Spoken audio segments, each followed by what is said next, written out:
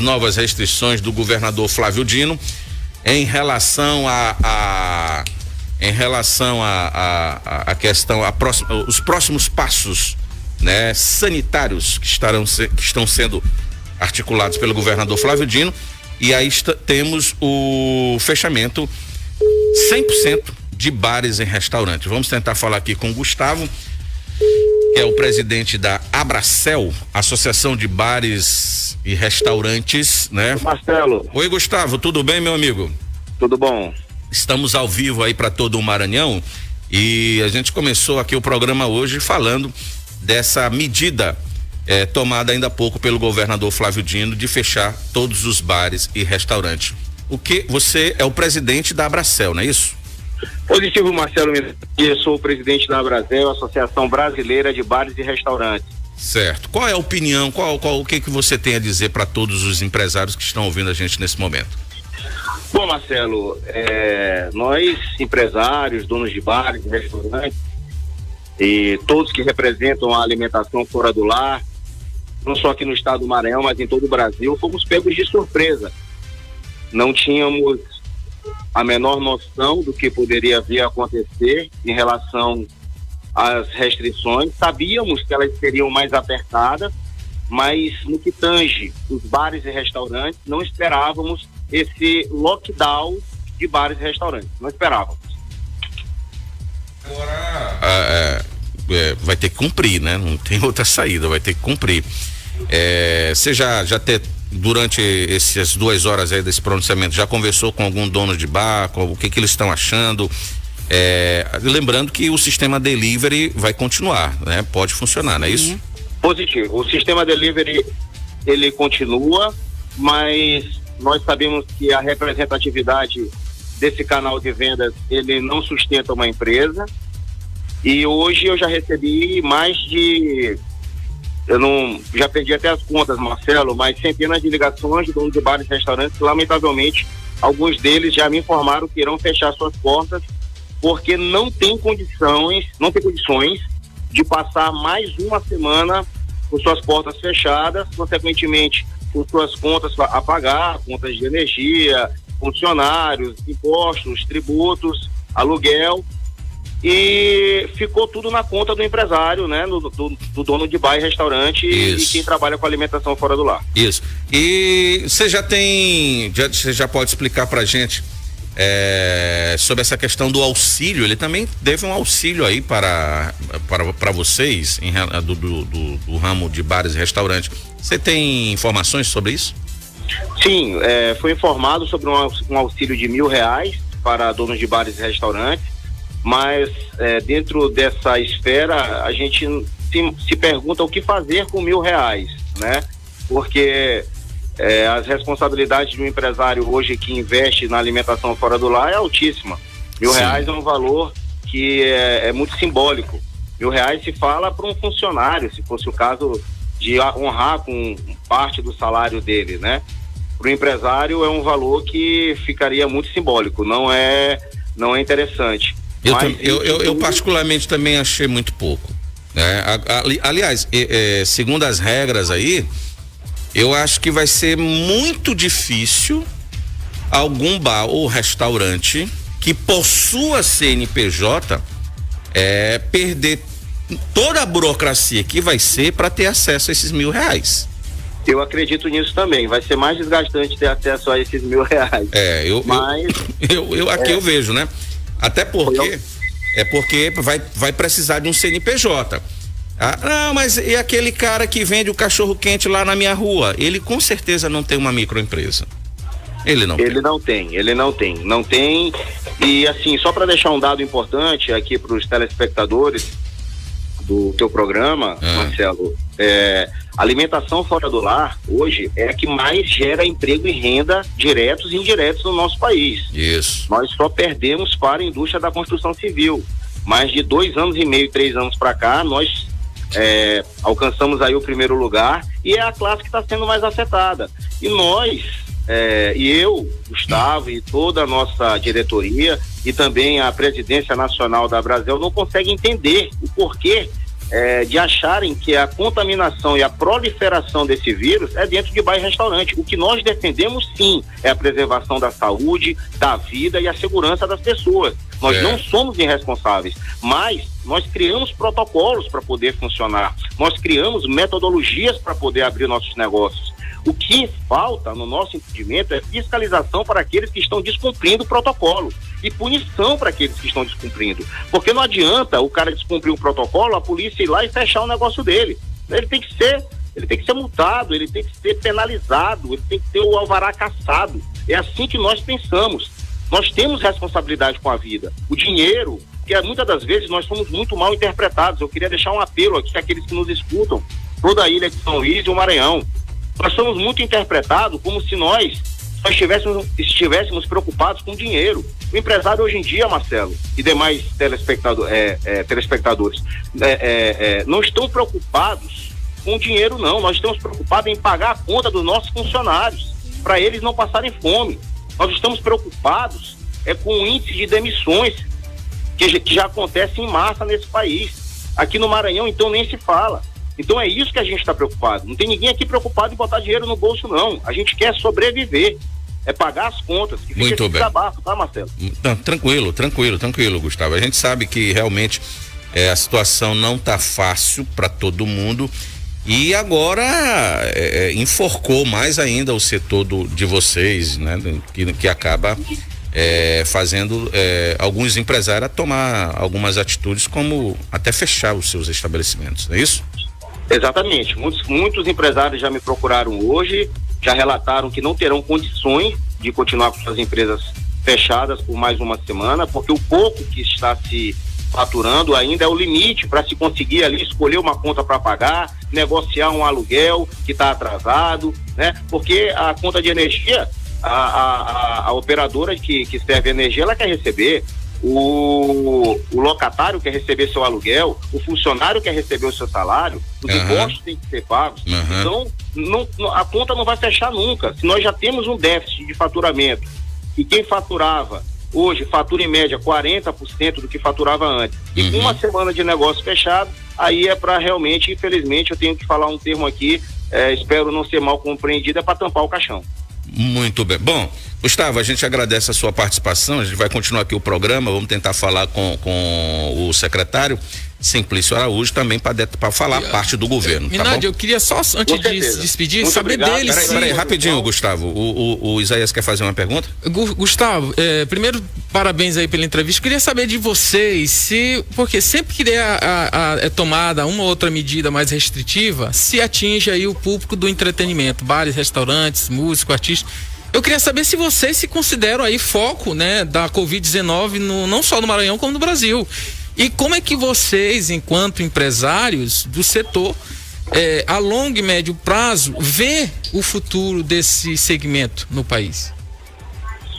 Oi, Isaías, boa tarde. Boa tarde.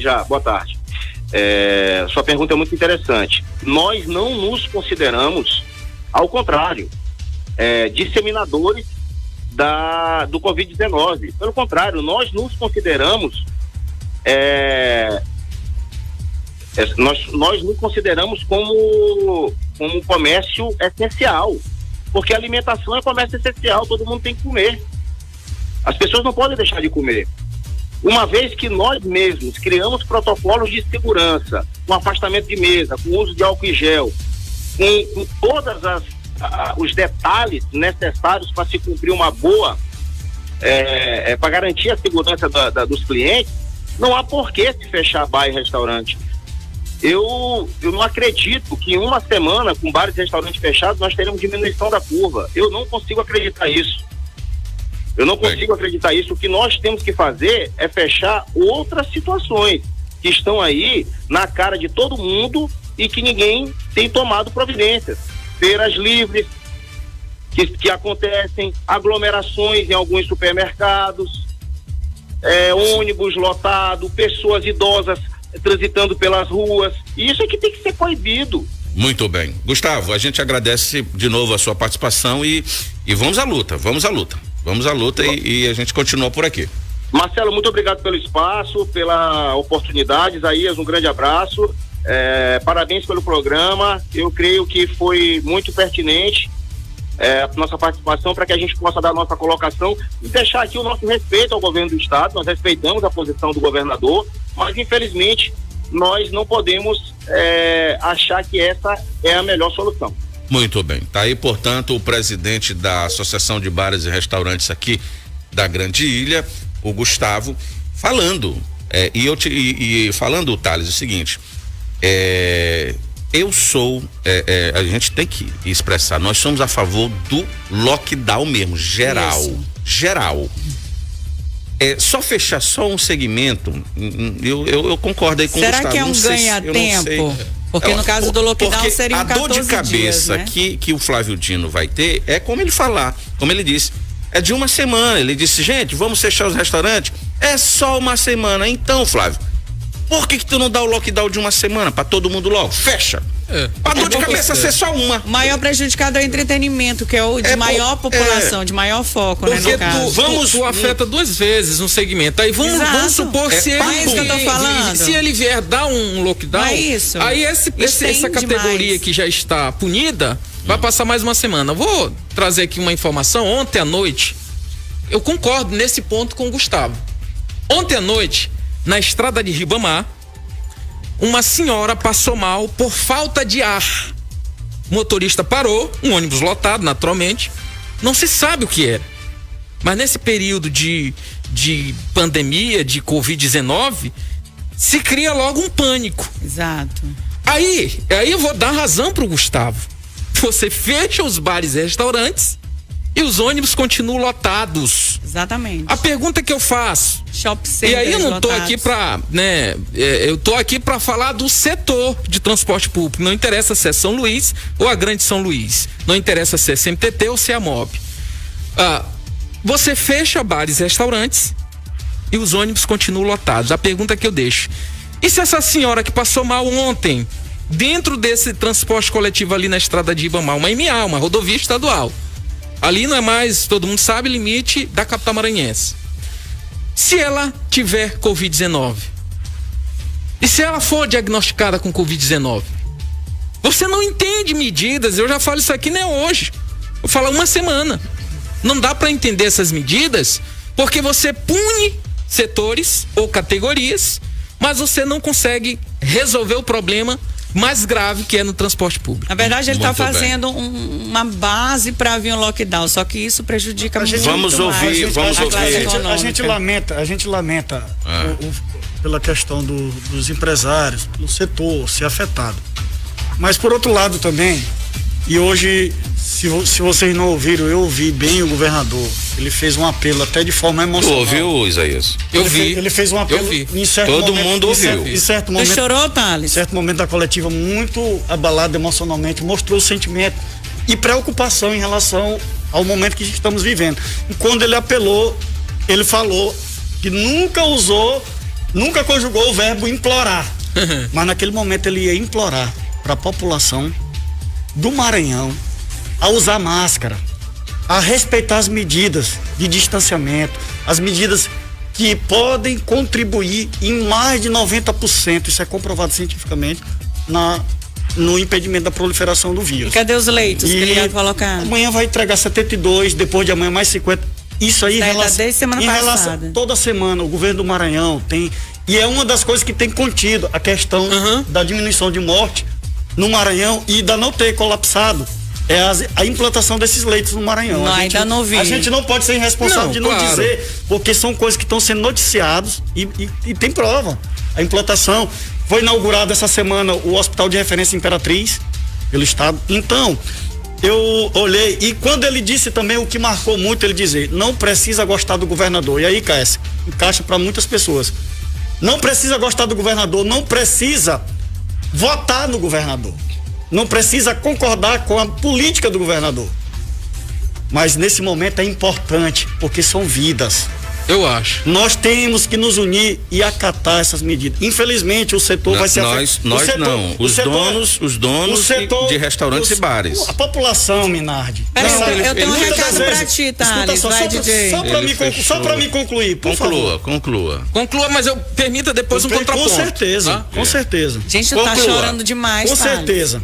Conclua. E quando ele diz uma coisa importante, Zé, tu não pode dizer que o cara tá chorando. Que no país... Ele tá chorando aí, gente. Sim, não tem que ter essa questão de esquerda, de direita, disso, daquilo, se concorda ou não concorda. O momento é muito crítico. Aí ele pontua que tem evitado, pelo que eu vi nas palavras dele, o lockdown. Por conta de quê? Principalmente do setor empresarial, o setor econômico. Tem uma medida, afeta diretamente esse setor, afeta. É bom? Não é. Todo mundo sabe que não é. Mas tem que acontecer, infelizmente. E nesse momento, o lockdown para a economia seria muito pior. Inclusive, quando ele fala que quando o Brasil já era para estar recebendo desde o início do ano um auxílio emergencial, o Congresso agora que ainda está na fase de discussão, que ontem foi aprovado. E cadê o dinheiro que ele recebeu? Aí eu não vou entrar nesse mérito, porque eu vou deixar tu pesquisar para tu saber.